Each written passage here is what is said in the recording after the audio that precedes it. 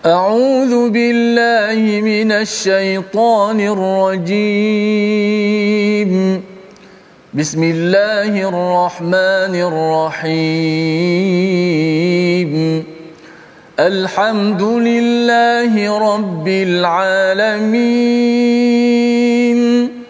الرحمن الرحيم مالك يوم الدين إياك نعبد وإياك نستعين اهدنا الصراط المستقيم صراط الذين أنعمت عليهم غير المغضوب عليهم ولا الضالين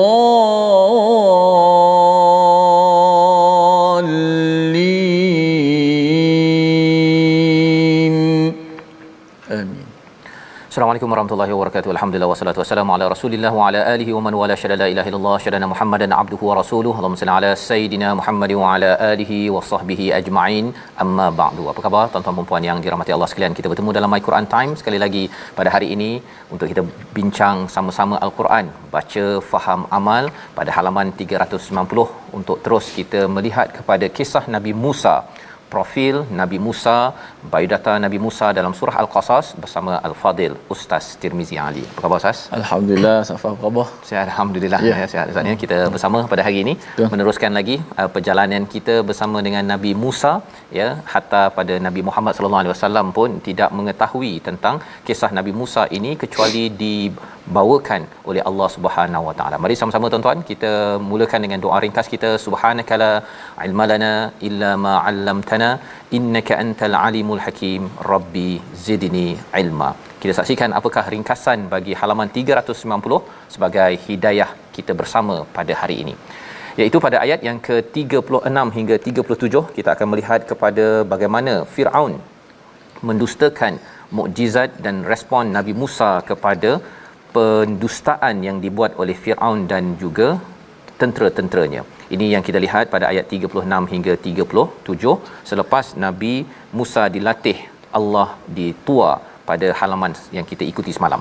Kemudian diteruskan pada ayat 38 hingga 43, perdebatan Firaun mengenai ketuhanan Allah dan akibat kesombongannya yang akhirnya diazab dan menjadi pelajaran untuk kita pada waktu ini. Mari sama-sama kita baca daripada ayat 36 hingga 39 terlebih dahulu memulakan majlis kita pada hari ini. Silakan Ustaz. Baik, alhamdulillah. Terima kasih Fadil Ustaz Tuan Fazrul, penonton-penonton, sahabat-sahabat Al-Quran yang saya kasihi dan sayangi sekalian. Alhamdulillah dapat sama-sama kita bertemu kembali dalam My Quran Time baca faham amal. Insya-Allah hari ini kita nak mengembara sekali lagi dengan Nabi Allah Musa alaihissalam. Kita dalam sebuah perjalanan travel kita dengan Nabi Musa. Inilah sebahagian apa yang Allah Taala ceritakan kepada kita Nabi Muhammad SAW, dan sampai juga kepada kita hari ini dapat kita mengetahui kisah yang sangat bernilai sebenarnya, yang tidak dapat di mana-mana kecuali dalam Al-Quranul Karim. Alhamdulillah. Jom sama-sama kita mulakan ayat 36 hingga 39. Tarannum ras insya-Allah. A'udzubillahi minasyaitonir rajim. فَلَمَّا جَاءَهُم مُوسَى بِآيَاتِنَا بَيِّنَاتٍ قالوا ما هذا إلا سحر مفترى وما سمعنا بهذا في آبائنا الأولين وقال موسى ربي أعلم بمن جاء بالهدى من عنده ومن تكون له عاقبة الدار إنه لا يفلح الظالمون وقال فرعون يا أيها الملأ ما علمت لكم من إله غيري فأوقد لي يا هامان على الطين فاجعل لي صرحا لعلي أطلع إلى إله موسى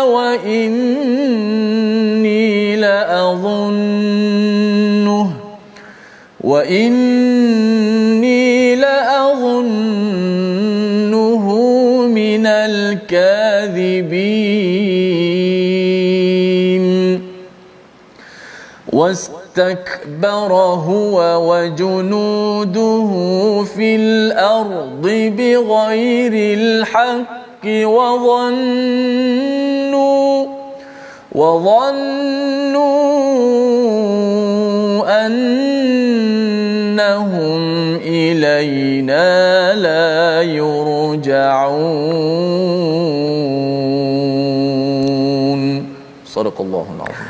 Surah Al-Azim, gitulah bacaan daripada ayat 36 hingga 39 untuk sama-sama kita melihat bagaimanakah perjuangan Nabi Musa alaihissalam selepas dididik ataupun ditarbiah oleh Allah Subhanahu taala ya di Bukit Tua, dan selepas itu mereka iaitu Nabi Musa dan Nabi Harun terus untuk meneruskan perjalanan. Kalau kita tengok dalam surah Taha ataupun dalam surah Syuara, dia amat detail maksudnya perjalanan ataupun apakah dialog perjalanan Nabi Musa ke Mesir itu tadi.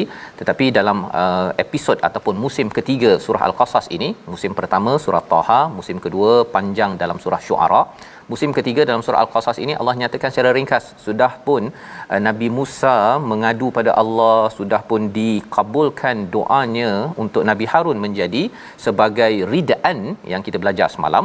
Maka pada ayat yang ke-36, falamma ja'ahum Musa biayatina, iaitu ketika Musa datang kepada mereka dengan membawa mukjizat kami yang nyata, mereka berkata ini hanyalah sihir yang dibuat-buat dan kami tidak pernah mendengar yang seperti ini pada nenek moyang kami dahulu. Jadi ini adalah respon daripada Firaun ya, respon daripada Firaun untuk kita sama-sama faham bahawa respon mereka ini bukan sekadar pada waktu itu, tetapi ianya juga berulang pada waktu ini, iaitu apa? Yang pertama, mereka kata ini adalah sihir yang dibuat-buat. Ya, kalau katakan Al-Quran pada zaman Nabi Muhammad sallallahu alaihi wasallam, dia kata bahawa Quran ini dibuat-buat, ya, muftara. Dan waktu zaman ini pun kalau kita bawa Al-Quran pada tahun 2021 ini, 2022 Ustaz ya, kita dah berganjak 2022, akan dinyatakan bahawa sebenarnya apa teori-teori yang ambil daripada Al-Quran ini sebenarnya tak ada kebenaran bagi sebahagian manusia yang tidak percaya kepada Al-Quran. Tetapi bukan sekadar itu, wama sami'na bihadza fi abainal awwalin, ya, dia kata bahawa ini kami tak pernah dengar daripada nenek moyang kami. Ya, jadi kalau kita perasan, kalau kita tengok kepada dua cara ini, sihir ini adalah sesuatu yang mengkagumkan sebenarnya kepada mereka Ustaz ya. Seperti mana juga pada zaman Nabi, mereka kagum pada Al-Quran, mereka cakap sihir. Dalam masa mereka mengutuk Nabi, mereka mengakui bahawa ada sesuatu yang tidak dapat diterangkan. Macam kita mendengar Al-Quran Ustaz ya, bila Ustaz baca Quran, ada yang menangis, mengalirkan air mata, daripada hati keras menjadi hati lembut. Kita tak tahu macam mana ia berfungsi, tetapi kita tahu bahawa ia adalah urusan Allah Subhanahu Wa Taala. Jadi mereka tak dapat nak terangkan, mereka cakap sihir. Dan kalau yang kedua ini, masami'na bihadza fi abainal awwalin, kami tak pernah dengar, pasal mereka ini sebenarnya menutup daripada kebenaran yang telah dibawa oleh nenek moyang. Padahal Nabi Musa 400 tahun sebelum itu ada Nabi Yusuf ya, yang sudah pun bercakap tentang keesaan Allah, dan sebelum itu adalah Nabi Ibrahim alaihi salam. Jadi kerana mereka tidak menuntut ilmu ataupun tidak tahu sejarah, ataupun sebenarnya Firaun tahu sejarah, dia cuba untuk mengelabui sejarah. Ini kita kena perasan tuan-tuan ya, ketika adik-adik belajar sejarah di sekolah menengah ataupun pensyarah-pensyarah, kena bawakan elemen ketauhidan dalam sejarah agar tidak sampai kita mengagung-agungkan kepada penjajah, pasal sejarah biasanya ditulis oleh orang yang menang, Ustaz. Ya. Jadi orang menang tu kalau dia bukan beragama Islam, dia buang segala perkara-perkara yang berkaitan dengan Islam yang ada di atas muka bumi ini. Ayat yang ke-37 disambung lagi. Apakah respon Nabi Musa berkaitan dengan perkara ini? Waqala Musa, Rabbi, Tuhanku lebih mengetahui siapa yang hadir, yang datang dengan hidayah. Kalau kita perasan dalam surah Asy-Syu'ara, dalam surah At-Taha, Nabi Musa ini bila ditanyakan tentang siapa Tuhan, dia jawab pam 3 kali. Walaupun walaupun Firaun nak divert, nak cuba bawa dia ke topik lain, dia tetap bagi kan. Kerana apa? Kerana yang penting dalam kita menyampaikan dakwah ini ialah bukan kepada kita kebenaran itu, tetapi kita kembalikan kepada Allah Subhanahu taala. Jadi dalam hal ini Nabi Musa kata, hidayah daripada Allah yang lebih tahu, ya. Tuhanku lebih mengetahui. Tuhanku. Jadi nak ceritanya bahawa saya tidak mengakui kamu Firaun sebagai Tuhan. Pasal Tuhanku mengetahui min indih, daripada sisinya, wa ma takunu lahu aqibatud dar, iaitu dan sesiapa yang akan mendapat kesudahan yang baik di akhirat. Kalau dah cakap dengan raja begitu kan Ustaz, ya, sebenarnya Tuhan tahu siapa yang betul. Kamu kata tak betul lah, sihir lah, tak pernah didengar. Sebenarnya Tuhanku lebih mengetahui daripada engkau. Itu nak menunjukkan bahawa Nabi Musa merendahkan intelek Firaun yang berujar pada ayat 36. Dan yang keduanya, nak beritahu pada Firaun, kamu ni sebenarnya tak selamat, ya. Wa man takunu lahu aqibatud dar, kesudahan yang baik. Aqibah itu maksudnya kesudahan yang baik, hanyalah Allah yang tahu. Jadi sebenarnya kau ni tak selamat pasal kamu tidak mendapat hidayah. Innahu la yuflihul zalimun, dan tidak berjaya orang yang zalim. Jadi kalau dalam sebuah kerajaan Ustaz, ya, kalau pemimpin itu zalim, sebenarnya Allah cakap innahu la yuflihul zalimun. Mengapa tak berjaya? Kerana rakyat pada waktu itu akan menghentam, ya, sakit hati, tapi mungkin mereka tak dapat sampaikan, tidak dapat cakap, tapi lambat laun akhirnya orang yang zalim ini Allah nyatakan tidak berjaya. Awal-awal mungkin boleh menyampaikan propaganda bahawa saya ni jujur, saya ni baik, tetapi kalau tidak melakukan apa yang diperintahkan oleh Allah SWT, amanah itu, jadilah seperti Firaun yang kita akan lihat lagi dialognya pada ayat 38. Kita baca sekali lagi bagaimana Firaun dan juga malak, ya, pembesar-pembesar begitu cuba bersekongkol, berbincang, dia nak buat apa dengan Nabi Musa. Ayat 38, baca sekali lagi. Baik, kita baca sekali lagi ayat 38, permainan ataupun bagaimana konspirasi atau bagaimana berbincangan Firaun dengan malak, pembesar-pembesar ataupun pembantu-pembantunya. Ayat yang ke-38. Auzubillahi minasyaitanir. وقال فرعون يا أيها الملأ ما علمت لكم من إله غيري فأوقد لي يا هامان على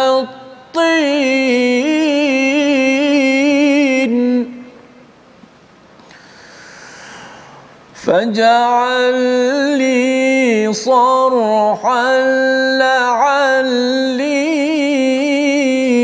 أطلع إلى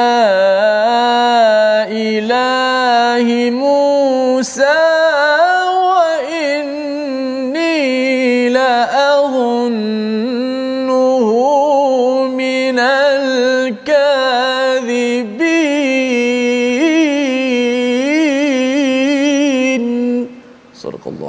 Surah Al-Azim ayat 38, ya. Waqala Fir'aun, berkatalah Fir'aun, ya ayyuhal malak, wahai pembesar-pembesar, ya, ma'alimtu lakum min ilahin ghairi, ya. Apakah perkataan daripada Fir'aun? Aku tidak mengetahui ada Tuhan bagimu selain daripada aku. Pasal apa? Pasal Nabi Musa cakap tadi Ustaz, ya. Rabbi. Ya. Jadi Firaun ini dia tajam sebenarnya, dia dapat tangkap perkataan Nabi Musa itu, tapi dia pusing balik semula. Dia kata, wahai malak, dia ambil dia punya pengaruh daripada pembesar pada waktu itu, ma'ulimta, ya, aku tak mengetahui bagi kamu ada Tuhan selain daripadaku. Itu perkataan daripada Nabi ataupun daripada Firaun, ya. Jadi Ini adalah cara propaganda yang dibawakan oleh musuh-musuh, ya. Dia cuba untuk dia tarik crowd, ya, pasal bila dia tidak ada hujah, dia buat apa Ustaz? Dia cari dia punya follower dia. Follower tolong backup saya. Lebih kurang begitulah. Jadi kita tidak mahu. Jadi begitu, kita adalah berdasarkan pada hujah, dan bila kita ada hujah, kita berdiri atas hujah tersebut, walaupun seorang, walaupun dua, walaupun sedikit, keep it up, teruskan. Ya, ini yang kita belajar daripada dialog pada surah Al-Qasas ini selepas Nabi Musa telah dilatih untuk bersifat tidak takut. Tidak takut, dan dalam hal ini Allah dah janji pada ayat 31 semalam, iaitu innaka minal aminin, kamu akan aman. Jadi don't worry, teruskan, sampaikan apa yang patut disampaikan. Dan kita perasan sebenarnya cara Nabi Musa sebelum bercakap tentang mukjizat yang ada, berujar dahulu, bercakap dahulu, menyampaikan mesej yang ingin disampaikan. Maka pada waktu ini Firaun menyambung lagi, fa'auqid, maka bakarkanlah untukku ya Haman. Siapa Haman? Haman ini adalah orang dekat dengan Firaun, dan dia ini adalah engineer, ya, jurutera yang pakar. Maka diminta untuk buat projek, bakarkan ala tin, pada tanah liat, faj'al li sarhan la'alli, jadikan aku bangunan yang tinggi untuk aku boleh pergi tengok kepada Tuhan Musa. Projek dia ini projek ni, maksudnya bukan sekadar projek naik tangga begitu saja, kena buat projek engineering kejuruteraan untuk pastikan dapat tengok pada Tuhan Musa, dan aku yakin bahawa dia ni dalam keadaan ataupun seorang yang berdusta. Ini adalah perkataan Firaun, panjang Ustaz, ya, ayat 38 yang kita baca tadi. Dalam Quran ni bila ayat tu panjang, kita kena beri perhatianlah. Maksudnya mesej ini bukan sekadar Firaun cakap, tetapi ada bingkai ataupun gaya fikir yang sebenarnya dia boleh berlaku terjelma dalam kehidupan kita kalau kita tidak jaga-jaga. Apa poinnya? Poinnya di sini ialah Nabi Musa ini, ya, menyampaikan bahawa Tuhanku, dia dah bercerita dalam surah Taha, surah Syuara, kita ambil sudut bahawa Nabi Musa bertemu dengan Allah Subhanahu Wa Taala, bercakap dengan Allah. Jadi bagi Firaun, dia gunakan itu untuk mengejek Ustaz. Mana Tuhan Musa, kan? Cuba buat bangunan, kita nak tengok Tuhan Musa. Dia nak mengejek kepada perkataan-perkataan yang dikeluarkan oleh Nabi Musa. Anak angkat 30 tahun dah ni datang tegur ayah apa lagi? Ayah angkat dia balun kepada Nabi Musa. Jadi dalam hal ini tuan-tuan, kita kena faham bahawa bila ada kebenaran, ada juga orang yang suka mengejek. Dan kesimpulannya apa? Kita harap kita jangan jadi orang yang tersasar, ya. Bila ada orang ejek begitu, kita pun rasa betul jugalah, kan, rasanya betul ke Tuhan Musa, kan, betul ke ada orang mengejek Quran Ustaz, ya. Ada yang kata ini 1400 tahun yang lepas, formula ini tak apply, tak boleh digunakan pada waktu ini. Kalau ada orang cakap begitu, kita kena faham bahawa sebenarnya apa? Sebenarnya orang itu bukan sedang berhujah, dia sedang mengejek. Dua perkara yang berbeza, kan. Kalau dia berhujah, dia akan cakap, okey, kalau Tuhanku ini tahu siapa yang dapat hidayah ataupun yang tahu kesannya, apa kesan kalau saya ni buat begini, ya. Jadi dia akan berhujah dengan ilmu, bukan dengan pengaruh ataupun buat projek untuk mengejek kepada ajaran-ajaran wahyu yang disampaikan. Wastakbara, semua perkara ini disimpulkan Allah pada ayat yang ke-39 itu, mereka ini telah berlaku sombong. Huwa Ustaz, ya. Spesifik Firaun, wa junuduhu, dan juga pasukan.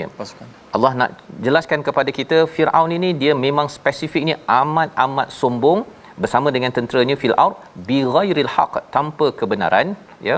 Wa zannu annahum ilaina la yurja'un. Mengapa mereka sanggup buat begitu? Sebabnya kerana mereka yakin bahawa mereka ini tidak akan dikembalikan kepada Allah Subhanahu Wa Taala. Mereka rasa mereka akan kekal, mereka rasa macam mereka akan selamat. Kalau mati pun sebenarnya mereka rasa habis.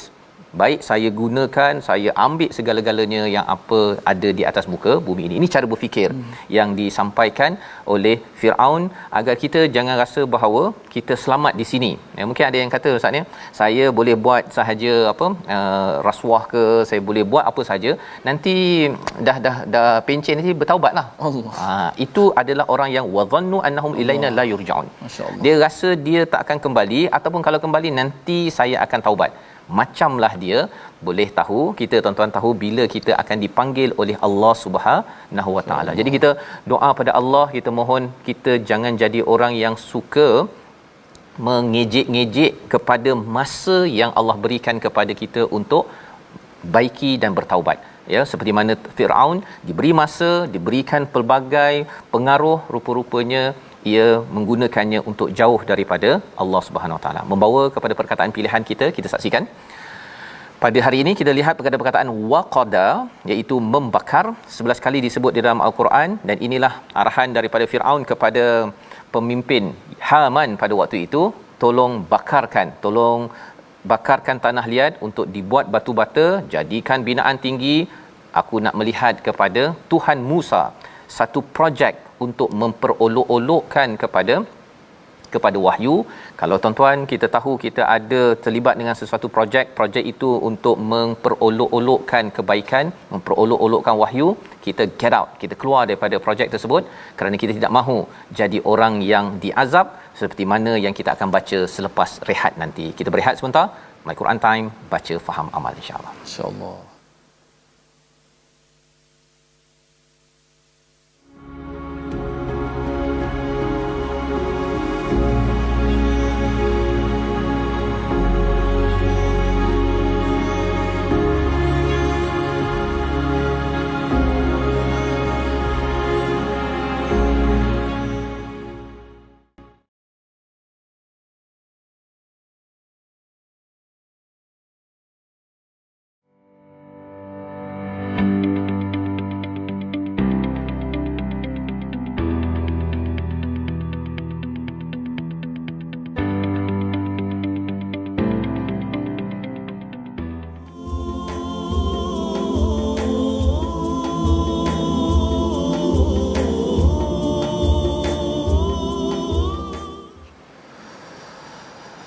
Bismillahirrahmanirrahim.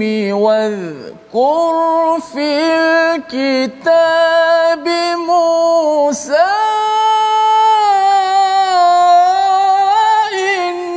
innahu kana mukhlasan wa kana rasulan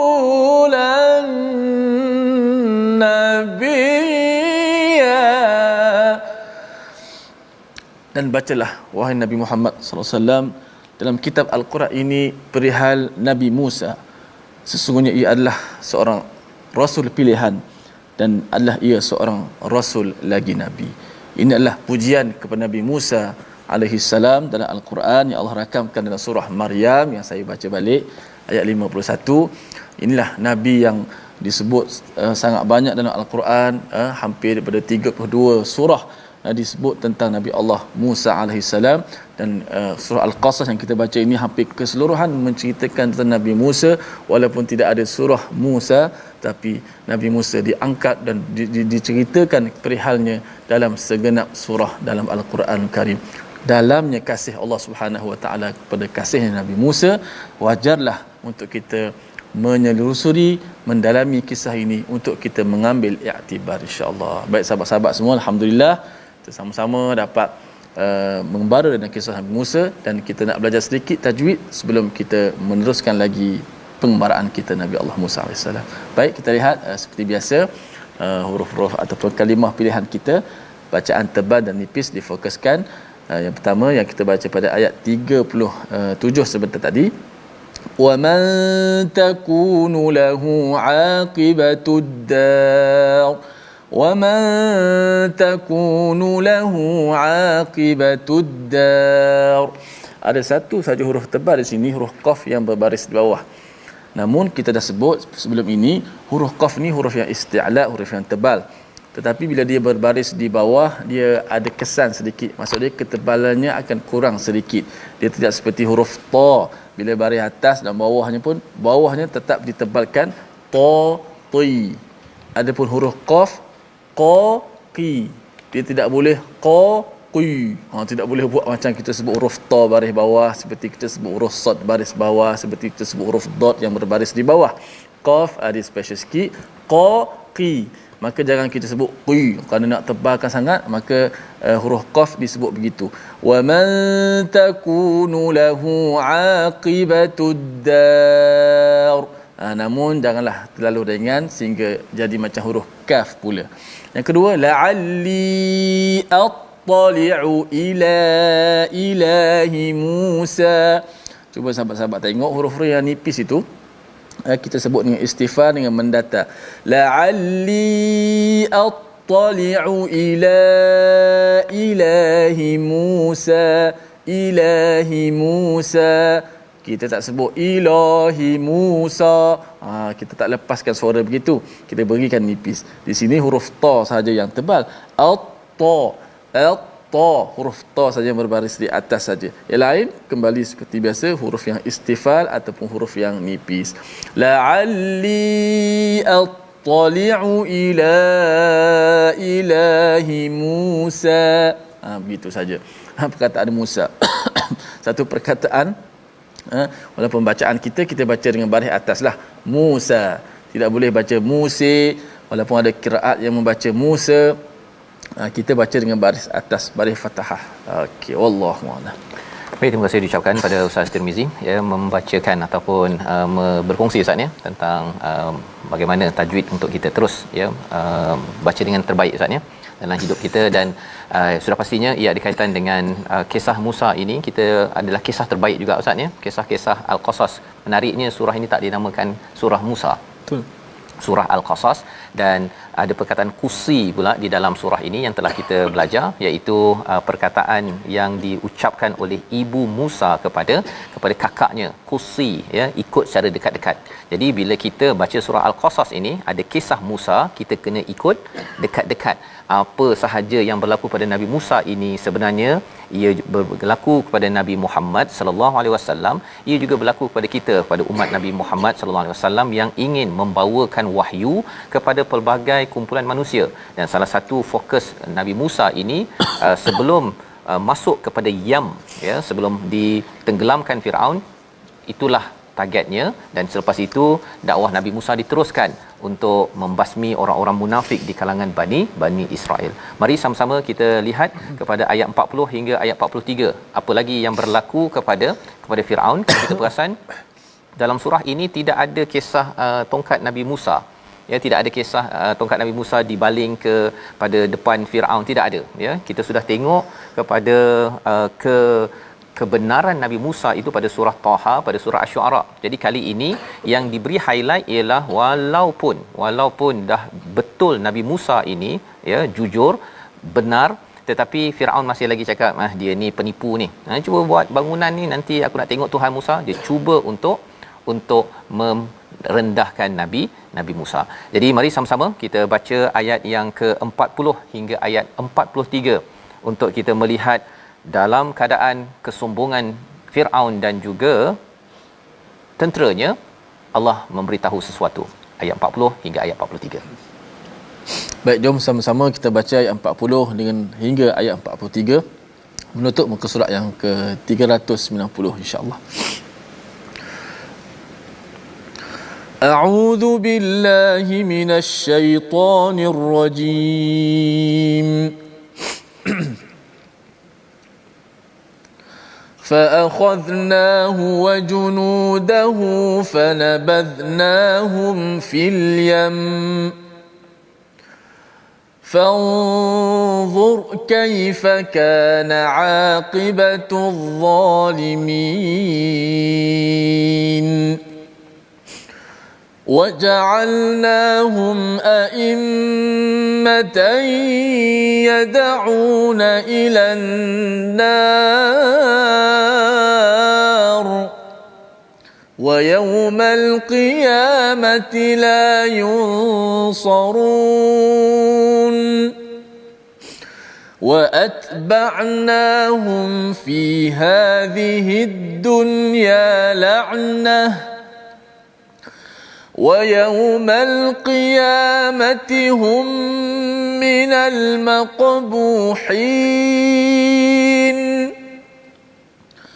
ولقد آتينا موسى الكتاب من بعد ما أهلكنا القرون الأولى بصائر للناس وهدى ورحمة لعلهم يتذكرون. صدق الله العظيم. Surah Al-Azim. Gitulah bacaan daripada ayat 40 hingga 43 untuk kita melihat fa akhadnahu wa junudahu fanabadhnahum fil yam. Ini adalah perbezaan ataupun pemisahan, ya, bagaimana dakwah Nabi Musa dan Harun pergi kepada Firaun dan juga al-Malak dan juga orang-orang di Mesir itu berakhir, ya, apabila mereka cuba menyampaikan tetapi mereka makin melawan. Ada 9 mukjizat yang dibekalkan untuk Nabi Musa untuk dibawakan, tetapi mereka tidak menerimanya. Malah masih lagi pada ayat 38 Firaun menyatakan wa inni la'adhunnuhu minal kadhibin. Aku yakin dia ni penipu. Ya, walaupun dah tahu dah ular atau ungkat menjadi ular makan kepada ular-ular kecil. Kalau kita tengok dalam surah Taha, dalam surah Asy-Syu'ara, semua bukti-bukti itu tidak, malah ditambah lagi kalau boleh buat bangunan nak tengok Tuhan Musa. Dia memperolok-olokkan perkara tersebut. Kerana kesombongan tersebut, Allah nyatakan kami menyeksa dia, sekali lagi diberi perhatian kepada dia itu Firaun wa junudahu dan juga pasukan bala tenteranya. Mengapa perlu diberi perhatian kepada dia dan juga pasukan bala tenteranya? Pasal tuan-tuan sekalian, untuk maklumat dalam kehidupan ini, seorang pemimpin itu dia tak boleh berdiri sendiri. Dia ada tentera-tentera, kuncu-kuncu ataupun pembesar-pembesarnya. Inilah yang akan sokong antara satu sama lain. Yang ini korup, dia akan disokong oleh orang bawah yang akan buat kerja kerosakan kezaliman itu, dan orang bawah pun berbuat kezaliman juga. Dia juga akan menghentam kepada orang-orang di bawah pada zaman Mesir tersebut. Jadi ini adalah senario politik yang berlaku sepanjang zaman. Orang atas ini dia tak boleh berdiri sendiri. Dia datang daripada orang bawah yang sokong, dan orang bawah yang sokong ini asalnya itu datang daripada orang bawah. Awalnya Nabi Yusuf memimpin dengan adil 400 tahun sebelum itu, tetapi lambat laun kerana nilai-nilai yang ada itu makin musnah, maka yang naik itu adalah pemimpin yang tidak beriman dan zalim kepada rakyatnya. Ini yang kita perlu ambil perhatian, mengapa wahyu memastikan pemimpin masih lagi tidak zalim dan rakyat tidak zalim. Pasal kalau rakyat tak tahu apa isi wahyu, maksudnya baca Quran tak tahu apa isinya, lambat laun dia kata bahawa tak apa kot kalau saya bayar RM5 untuk lancarkan fail saya di pejabat tanah, contoh kan. Dia rasakan bahawa itu normal, ya. Tetapi bila itu dah normal, maka orang ini yang akan lambat laun jadi pemimpin, dan dia kata bahawa alah, saya dapat 5 juta pun, yang penting saya dapatlah pokok ke, saya nak dapat tanah ke, yang penting saya nak perkara ini. Ini yang berlaku, dan Allah menyatakan kami tenggelamkan mereka di mana tuan-tuan? Fil yam. Yam ini kita pernah jumpa perkataan ini awal ketika peristiwa ibu Musa meletakkan Nabi Musa dalam bakul dan diletakkan pada yam, Sungai Nil, ya. Tapi apa maksud yam? Yam ini Ustaz, maksudnya ialah satu tempat yang arusnya amat deras, ya. Kalau tadi Sungai Nil, tapi di sini adalah laut yang dilalui oleh Nabi Musa dan juga Bani Israel sekitar 600,000 orang. Mereka lalu dan kemudian dikejar oleh Firaun dan juga kuncu-kuncunya, tetapi akhirnya di tengah-tengah itu ditutup laut tersebut, maka mereka tenggelam. Fanzur kaifa kana aqibatul zalimin. Perhatikanlah, ya, apakah kesan kepada orang yang zalim. Orang zalim dia rasakan bahawa dia selamat, dia boleh terus berkuasa, tetapi sebenarnya Allah akan memberikan ancaman dan azab dari masa ke semasa. Nabi Muhammad tidak nampak perkara ini, tetapi Allah suruh lihat dengan mata hati. Kita tak nampak peristiwa ini, tapi Allah suruh kita lihat dengan ilmu mata hati kita untuk memastikan kita tidak terlibat seperti mereka.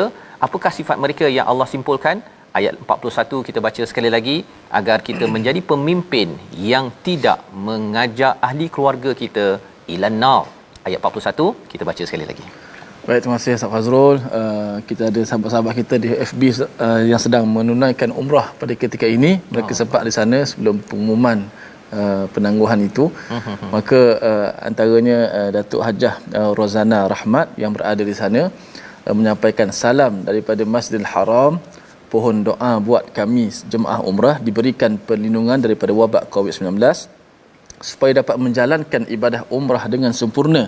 Dan kami juga mendoakan keselamatan buat rakyat Malaysia dari wabak COVID-19 ini, bala bencana, musibah dan khususnya banjir yang melanda ini, dan juga kecintaan dan juga kerinduan pada Rasulullah sallallahu alaihi wasallam dan Baitullah sambil bermusafir untuk mencari redha Allah.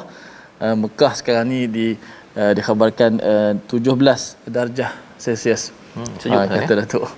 Ya, katanya waktu yang sangat seronoklah kalau untuk buat umrah dalam winter time ni, masya-Allah. Jadi mudah-mudahan diberikan kemudahan kepada semua, insya-Allah. Baik, kita nak sambung balik ayat kita yang seterusnya. Ayat yang ke-41 kita baca. Auzubillahi minasyaitanir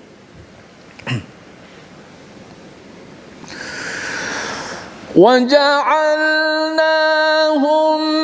أَئِمَّةً يَدْعُونَ إِلَى النَّارِ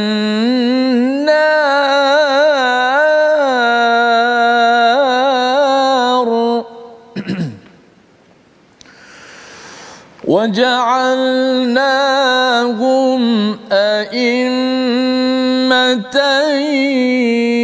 يدعون إلى النار ويوم القيامة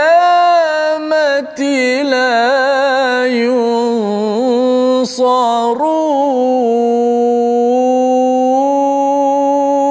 صدق الله العظيم. Dan kami jadikan mereka para pemimpin yang mengajak manusia ke neraka, dan pada hari kiamat mereka tidak akan ditolong. Inilah kesimpulan daripada terbenamnya ataupun tenggelamnya Firaun dan juga tentera-tenteranya. Allah kata kami jadikan a'immatan yad'una ilan nar. Apa maksudnya di situ?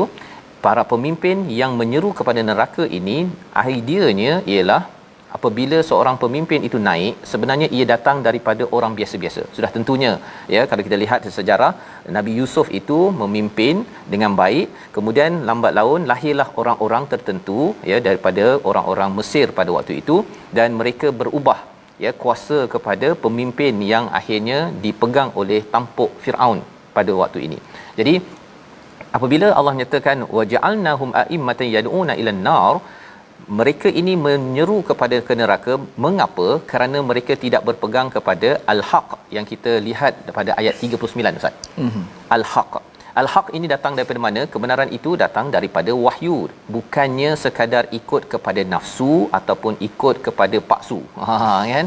Yang tadi itulah ayat 36, ikut pada pakcik, ikut pada makcik, ikut pada orang dulu dah biasa buat begini, kita belanjalah besar-besar. Kalau ada pemimpin datang rasmi itu bagi besar-besar dia punya belanja dia, pasal ini projek untuk kita.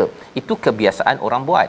Tetapi kita tahu bahawa itu bukan dalam tradisi Nabi untuk kita berbelanja besar, menghabiskan duit rakyat ataupun duit manusia yang perlukan bantuan. Jadi bila kita tahu begini, maka Allah kata mereka dijadikan imam, ya, pemimpin kepada neraka, dan siapa yang ikut mereka?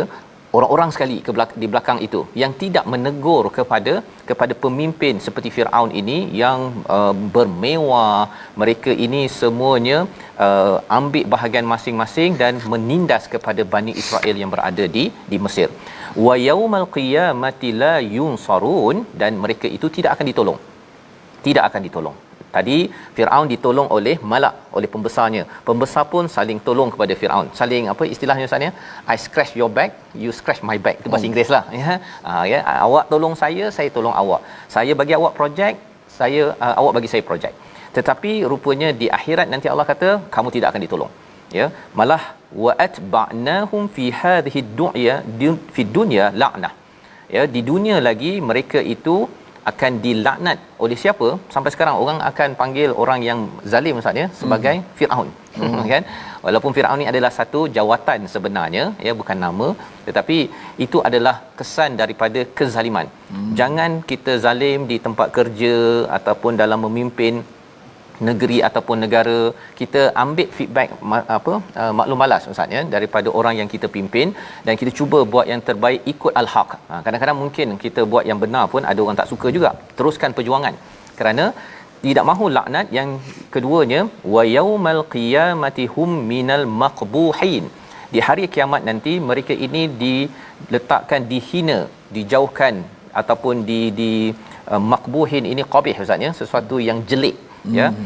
Awalnya pakai cantik, pakai kereta okey, minyak wangi yang berpuluh ribu jam yang cantik ya. Kalau Firaun ini tatah permata yakut, marjan dan sebagainya, tapi akhirnya di akhirat nanti duduk hina ya. Kerana apa? Kerana dia menghina kepada rakyatnya pada waktu ini. Ini adalah janji ataupun ancaman Allah untuk pemimpin ya, pemimpin besar, pemimpin kecil. Saya memimpin pada keluarga pun sama juga, kena jaga-jaga, dan ini peringatan daripada Allah Subhanahu Wa Taala. Allah bawakan perkara ini ya, bagaimana kita nak pastikan kita tidak terjebak kepada budaya Firaun. Ayat 43 adalah jawapan untuk kita memahami perkara ini. Sekali lagi bersama Ustaz Tirmizi. Baik, jom. A'udzubillahi minasyaitonirrajim. وَلَقَدْ آتَيْنَا مُوسَى الْكِتَابَ مِنْ بَعْدِ مَا أَهْلَكْنَا الْقُرُونَ الْأُولَى بَصَائِرَ لِلنَّاسِ وَهُدًى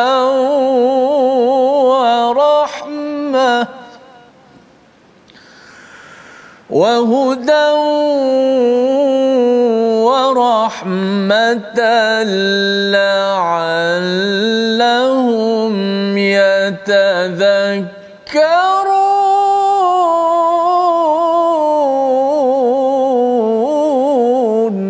Sadaqallahu.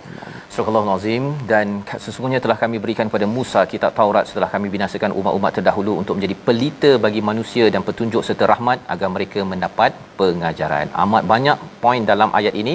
Satu, Allah bagikan kitab selepas itu namanya Taurat, selepas terbenamnya Firaun ustaz ya. Jadi sebelum Firaun itu sebenarnya Nabi Musa tak ada kitab lagi. Dia ada mukjizat saja, tak ada kitab lagi. Jadi dia cerita pasal apa? Cerita anti kezaliman. Itu dia punya point dia ketika sebelum dibenamnya Firaun. Selepas itu barulah dapat kitab, menjadi apa? Selepas daripada kehancuran al-qurun ya, kumpulan yang al-ula, iaitu 5 kumpulan Nabi Nuh, Nabi Hud, Saleh dan kaum-kaumnya itu dihancurkan. Yang akhir sekali adalah Firaun ya, dihancurkan. Basaira linnas, untuk menjadi pelita, menjadi sebagai satu pemisah ya. Selepas Firaun terbenam saja, selepas itu tidak ada lagi kehancuran secara massa, tidak ada ya. Bagi umat Nabi Muhammad sallallahu alaihi wasallam, kalau banjir ke, kalau puting beliung ke apa ke, itu bukan azab ustaz ya. Bagi umat Nabi Muhammad ialah dengan orang yang berjihad, itulah yang akan menjadi azab kepada orang yang tidak beriman. Dan daripada Taurat itu dapat hidayah, dapat rahmah yang akan dapat jadi peringatan. Jadi apa yang kita belajar di sini, bagi Nabi Musa dapat Taurat itu adalah sumber yang mencerahkan, menjadi hidayah, menjadi sumber kasih sayang agar mereka mendapat pelajaran. Bagi kita teruskan dengan kitab seterusnya, kita bergabung ustaz ya. Kita tidak ada tongkat lagi. Tongkat dan kitab tak.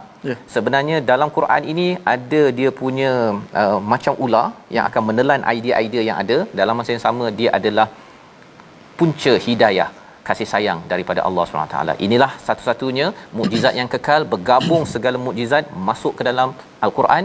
Dan kita doakan kita ambil pelajaran resolusi pada hari ini. Kita saksikan, iaitu resolusi kita yang pertama, teruskan berdakwah dengan mukjizat yang dibekalkan oleh Allah Subhanahu Wa Taala yang masih kekal sekarang, Al-Quran. Pada zaman Nabi Musa ada banyak mukjizat. Yang kedua, menegur mereka yang zalim, kerana kezaliman itu lambang kepada kegagalan ya, lambang kepada kegagalan.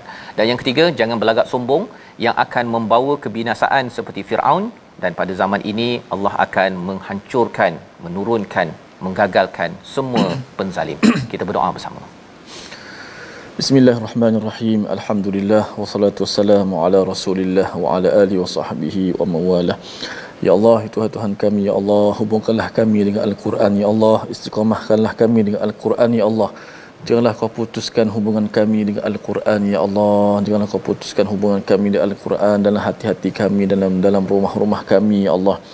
Ya Allah, Tuhan kami, ya Allah, berikanlah hujan yang bermanfaat kepada kami, ya Allah. Ya Allah, kami bermohon, ya Allah, agar hujan yang hanya mengelilingi kami, ya Allah, dan bukannya menimpa ke atas kami, ya Allah, alihkannya, ya Allah. Alihkanlah ia ke atas tempat-tempat yang tinggi, ya Allah, gunung ganang dan bukit bukau, ya Allah, perut-perut lembah dan tempat tumbuhnya pokok-pokok, ya Allah. Ya Allah, selamatkanlah kami daripada bencana ini, ya Allah. Ya Allah, bila ganjaran pahala kepada kami, ya Allah, berikanlah sumber kekuatan kepada kami, ya Allah. Amin ya rabbal alamin. Amin ya rabbal alamin. Moga-moga Allah mengabulkan doa kita, menyelamatkan keadaan kita semasa saat ini. Dalam masa yang sama juga untuk kita sentiasa menjadikan Al-Quran ini sebagai sumber hidayah dan kita menentang kepada kezaliman di mana jua. Inilah yang kita ingin bina dalam tabung gerakan Al-Quran, di mana kita menyokong kepada gerakan ini untuk kita menyampaikan nilai bahawa Quran anti kepada kezaliman di mana jua, dan itulah nilai yang perlu kita hidupkan.